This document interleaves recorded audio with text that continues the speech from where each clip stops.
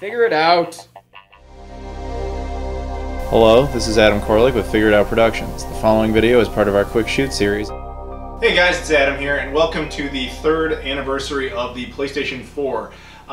Basically what happened is last year and the year before I made videos kind of talking about what the PlayStation 4 had been like throughout the year before and where I thought it was going. I also did this for the Xbox One as well as the Wii U, and I intend to do that this year as well. However, I am making one change to this series. I used to end these videos by showing you a stack of games and showing you some of my favorite ones over the course of the year, talking a bit about them, etc. I always felt like that was the weakest part of the video though. Maybe that's just like me, my thoughts. You guys may have noticed I'm not really the best game reviewer per se. I never do game reviews, you've probably noticed. And when I do it, I usually just kind of give you a one-line blurb here and there. And the reason for that is just that my passions obviously are in video games, but it's playing them and experiencing them, not so much talking about them. The things I like talking more about is consoles and their history, the economics. You know, I know that makes me kind of an odd gaming YouTuber, but it is what it is. So I thought I would cut that out just for the sake of time, and now you know why. And that will be the case with the other videos as well. But please let me know what you think of that. Anyway, so let's talk about the PlayStation 4 and basically the year it's had. Now, the PlayStation 4 has been crushing it in sales. It's been really, really solid for Sony, and they needed that. But if I had to describe the PlayStation 4 with just a couple of words, I'd basically say steadfast. You know, I think it's been holding the line. It's just been a very straightforward machine. It hasn't been trying to rock the boat. It hasn't been trying to be all that exciting, at least for most of the year. It was just trying to kind of stay the course. Now that's a simple reason. If you look this up, you don't have to believe me. Look it up yourself. Sony, by their own admission, doesn't really know why the PlayStation 4 was doing so well. There's over 40 million of these things sold. That's a massive lead over both, obviously, Nintendo and Microsoft, even combined. But Sony doesn't really know how that happened. I'm sure they have certain ideas, yes, but really they're not 100%. So they don't want to rock the boat and change that up. Because aside from the obvious that if you're making money, it's best to not really screw with that too much, the reality with Sony is they need this. Sony as a corporation, and this is the part where a lot of people get mad at me for talking because they think I hate Sony. I don't hate Sony, let's set the record straight, but even though people will say I do anyway. But the reality with Sony is, as a corporation, not PlayStation specifically, but as a corporation, they're not doing very well. They haven't been doing well for years. There were actually a lot of people that thought Sony would be out of business entirely by this point. And the thing that saved them, though, was this machine. Now, if you're confused as to why that was possible, Sony is a multinational conglomerate of technology. They do so many things. They even own a movie studio, Sony Pictures, right? They're the guys who put out all the Spider-Man movies and stuff, and Ghostbusters, etc., and all the Adam Sandler movies. But basically, they've been trying to make profits in all these other divisions because as a company, they haven't been doing well. PlayStation, crushing it, but all these other ones, not so good. Sony Pictures was doing okay, but this year it looks like they're going to take a massive hit because of the commercial failure of the Ghostbusters remake. And that's not a statement on the movie itself, it's just economic reality. That movie sank hard financially. They lost a lot of money on that. So they need to offset losses. And one thing that's been crushing it, the only thing that's been crushing it for them, is the PlayStation 4. And now we move forward. We have to move past that point now because things are changing. We learned this year that we were getting these weird quasi-upgrade consoles, which is a first.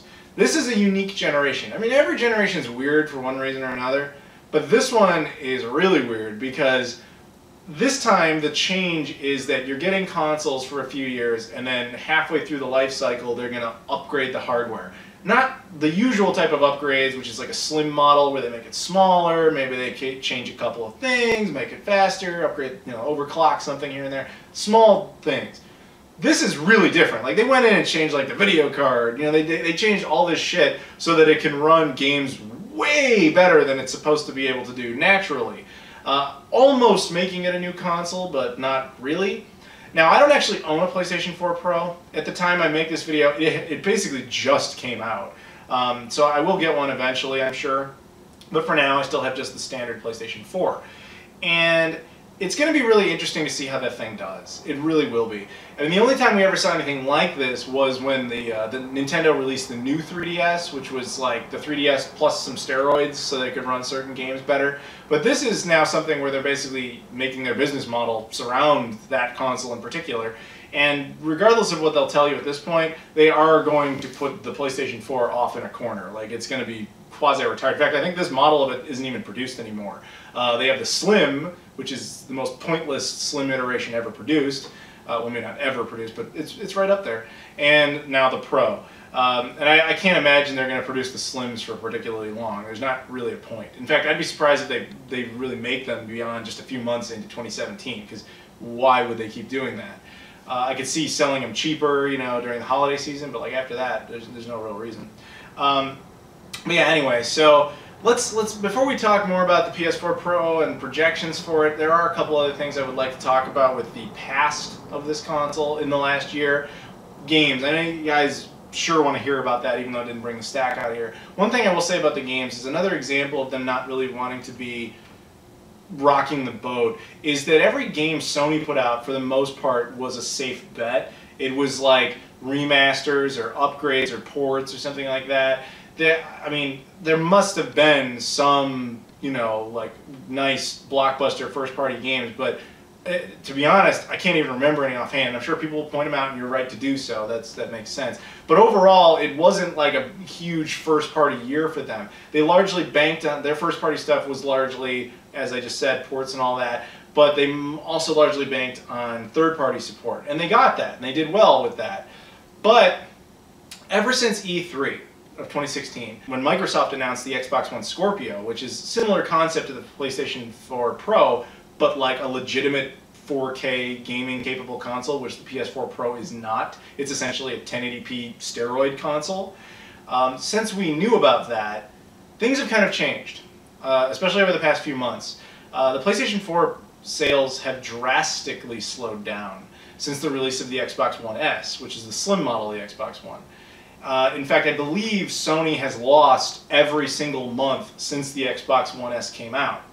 So if I had to guess, I think Sony is obviously sweating it, much like I am, because it's hot in here. But what I think Sony's kind of banking on for the next year is that they need the PlayStation 4 Pro, to be successful. They need to find a way to push it on people who have never had a PlayStation 4.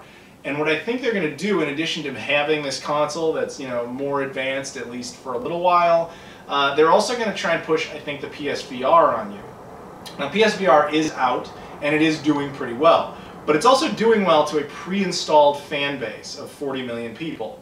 And it's hauntingly reminiscent of, like, the Sega CD or the Xbox 360 Kinect. Not saying it's the same piece of tech, obviously, but it's not even really an add-on like the Sega CD was. But it reminds me of, like, we have this successful machine, we need to one-up our competition in this kind of weird, unique way. Let's put out this thing and just kind of hope for the best. In the case of the Sega CD, I like the Sega CD, but it was bogged down by being too expensive, not really having much worthwhile software on it, and ultimately getting abused for its features. Like, FMVs were a bonus feature and they made whole games out of them. Or the Kinect was going to be this thing that people looked at it and they went, oh, I can, you know, control the games with my hands and just stand there and play games, that's awesome. Not really realizing how stupid it actually was and how much it didn't really work. And in both cases, those things sold well. Contrary to popular belief, the Sega CD sold well. It's, to this day, still the most successful add-on ever produced. Didn't sell like gangbusters, but it did fine. The Kinect did much better, but even so, people ultimately didn't really like it. And I'm wondering if the PSVR is kind of in that camp. You know, not saying it in of itself is like shit or whatever, but will it be able to captivate people? Because what it is like a perfect message or a metaphor really for what Sony is doing. It's a $400 VR unit, it's easy to use, it's much cheaper, but it's also technologically inferior to things like the HTC Vive, etc., etc.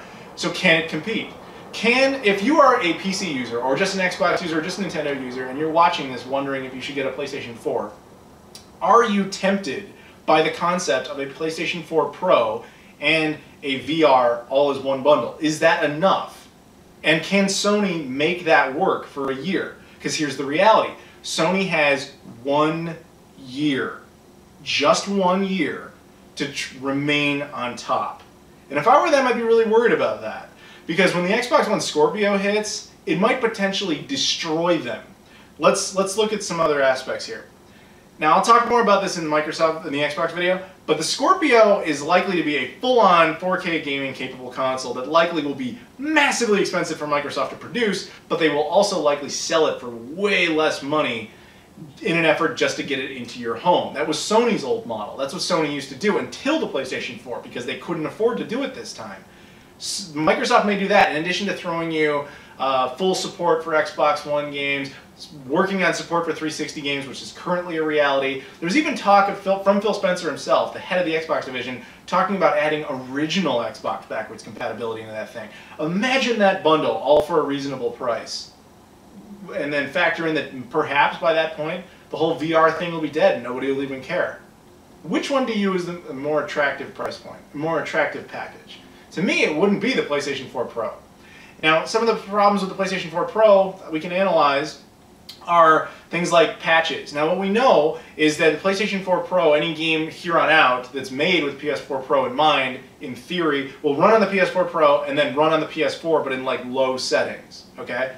That's what they'll tell you. They're like, oh, it's always going to stay that way. Bullshit. It'll last that way for a year, maybe two, until inevitably some developer comes to them and says, like, we cannot get this game to work on the original version of the PS4. We need it to only work on the Pro. There's no way Sony or Microsoft or even Nintendo would go like, no, you have to, make it for everything, or just take all your AAA $1 million title and get the hell out of here. Like, that's not going to happen. They're going to cave to that in a couple of years when people don't care as much. But yeah, so I don't know, man. Like, I don't know if Sony is able to make that work because, they didn't bother with backwards compatibility. Like, they kind of have it. They have PS1 and PS2 digital support, but they're forcing you to rebuy those digitally. Say what you want about Microsoft, but you take the disc from a 360 game that's supported, you put it in the console. Even though it has to download it, it's not actually reading the disc, it does acknowledge your disc, and it gives you that game for free.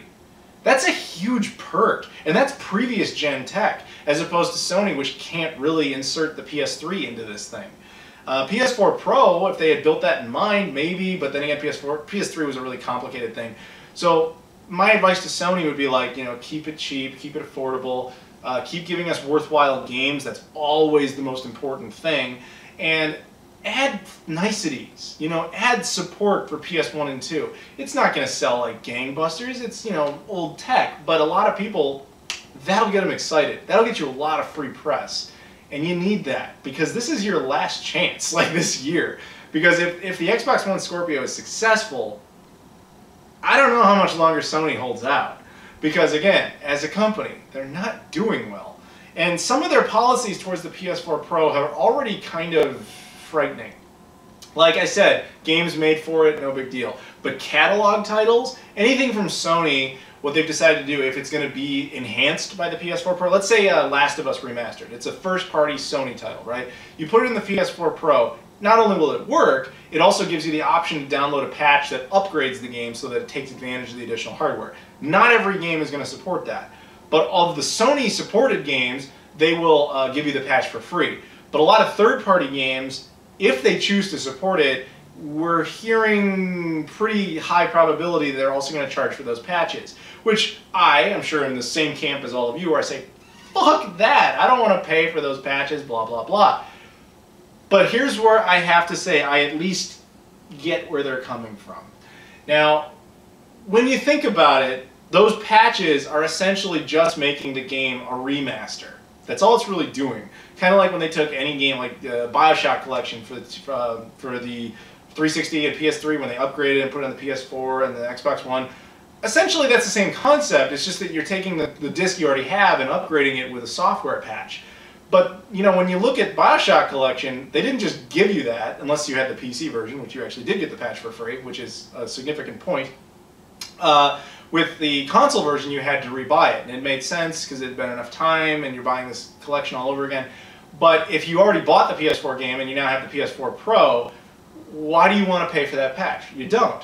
So, but from the company's standpoint, they don't have a reason to give you that patch for free, because take any third party, let's take an Assassin's Creed game, right? Let's say they were going to upgrade like Assassin's Creed Unity for, it's probably a bad example, but let's say they were going to upgrade that for the PS4 Pro. Now, Ubisoft would not really have a motivation to go back and upgrade that game unless they thought that you were going to buy the patch. Because there's no money to be made in spending a bunch of time on developers to upgrade this stuff and then give you that shit again for free. It's not there. So if they want to charge for it, I kind of get why they would actually employ a staff to go do that. I don't agree with it, I just get it. So it's odd. It's an odd situation to be in. So the last thing I think I want to kind of talk about here with regards to what I want to see happen, although I don't necessarily think it will. I mean, yes, I want backwards compatibility, although I don't think that will happen. But one thing I think might happen, and it should happen, and it really fucking needs to happen, is external hard drive support. And before you say anything, I know you can change the internal hard drive. That's not the point, and I'll tell you why. But external hard drive support is super fucking important. I've been harping on that since the console launched. The reality is the PlayStation 4 came with a 500 gigabyte hard drive. As we all, I'm sure, are aware, that's completely insufficient for a console of now. Because all the games require to be installed on the console. They require patches. And that space is eaten up really quick. Yes, again, I know you can change it. I put a 1 terabyte SSD in this thing. It's been full for a year and a half. You know how much of a pain in the ass it is to have to constantly change that shit? I grew up with just cartridges and like self-loading discs. Like, you didn't have to put the game in and wait for it to install. You just plug and play, essentially. And I just don't like the idea that you're going to be dependent upon servers that inevitably will be shut down to acquire patches to play games you bought years ago. And I also don't like the idea that you're completely locked to the mercy of the console. You upgrade the hard drive in there, fine, good. You can put a 6 terabyte drive in there and think you're good forever. The problem is it's locked to the console. If any part of the console goes dead, so does your games and all your patches.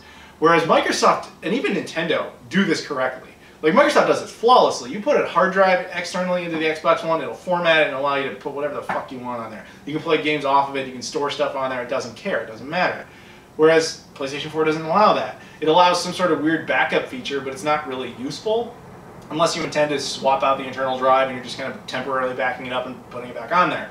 It's not good enough. It just isn't. And as these games get bigger, like Call of Duty Infinite Warfare was what, like 120 gigabytes? Again, stock PS4 had a 500 gigabyte drive. I think something like 400 of it was actually usable. I'm just worried about future preservation. And I think there's a strong possibility with the PS4 Pro they might actually patch that one for us because it has an external, it has a USB port on the back of the console, which kind of implies they might allow you to do it. And I hope if that's true that they allow you to do that on the original PlayStation 4. But I guess we'll see. The next year is going to be really interesting because, like I said, Sony has 1 year to try and keep a strong lead. But they haven't been doing well. They have been losing ever since the Xbox One S came out. And there's any number of possible reasons for that, but largely it's speculated that, you know, maybe it was just because the PS4 Pro wasn't out yet and we all knew it was coming, and so the Xbox One S was the exciting one. But the PS3 or PS4 Slim sold like shit, although there was no point to that console. But at the time I make this video, we don't have PlayStation 4 Pro sales reports. We don't know. I wish them well. I genuinely do. I want their console to do well because competition is good for everybody and it can lead to much better games and gaming experiences and all the things I like. You know, perfect example of this. One thing I really respect the hell out of Sony for doing this generation is that they have become much more indie friendly than Nintendo or Microsoft ever even dreamed of. Like, perfect example is, I obviously love physical media. That's one of the reasons I care so much about external hard drive support. But with Nintendo and Microsoft, if you're an indie developer and you go to them and say, like, I don't have that much money, I want to make my game, I want it on discs, but I can't afford that many discs, they're just going to turn you away because they have minimum orders. I don't know what the numbers are, but let's say you go to Microsoft and you're like, yeah, here's my game. They're going to be like, you have to make 100,000 copies. Again, I don't know the actual numbers. So you have to have Microsoft make all those, and that gets really expensive. Nintendo has the same kind of rules in place, although the numbers are different for both companies. Apparently Microsoft's is much higher. But Sony allows very small numbers. I think they'll allow down to like 2,000. Sometimes they even go lower, which means that there's various like indie titles that get released that way, not only through oddball releases like Fangamer and limited run games, but also through things like Europeans get a lot of exclusive indie titles only released there. And I respect the hell out of Sony for doing that, because that's a good move for gamers, it's a good move for a lot of people who like to also have physical things. I think that's awesome. And I wish Microsoft and Nintendo would follow suit. But Sony also recognized they had to do that because they needed additional support on the console. They needed more games for people to be excited about it. And that was a smart move, and it's just sad that the other guys don't seem to get that one. But anyway, so yeah, I guess that's kind of where we're at with the PlayStation 4. Wishing it well, but treading carefully, because it's my console of choice this generation, if you're not aware of that. Doesn't mean it's my favorite one, but it does mean it's my utility vehicle. It's the one I play the most on. But I have to be honest, and I've said it before, the lack of external storage is really what always made me think I might go back to Microsoft. And if the Scorpio ends up being what it sounds like it's going to be, there really is no reason to stay with Sony, because I don't care about VR. I recognize that the Scorpio will have much more advanced technology in it. I recognize it will play my Xbox One games. It will play most of my Xbox 360 games, possibly my original Xbox games. It will support external storage. It will do all the things I really want it to do. And it's region free, much like the PlayStation 4 is as well. And so I want, if I could, I would tell Sony, like, here's some things you need to do, which I already mentioned in this video, so I won't repeat them. But yeah, that's it. Thank you guys for watching. Stay tuned. Again, I will be doing this for the Wii U and the Xbox One as well. Thank you again. I'll see you all later.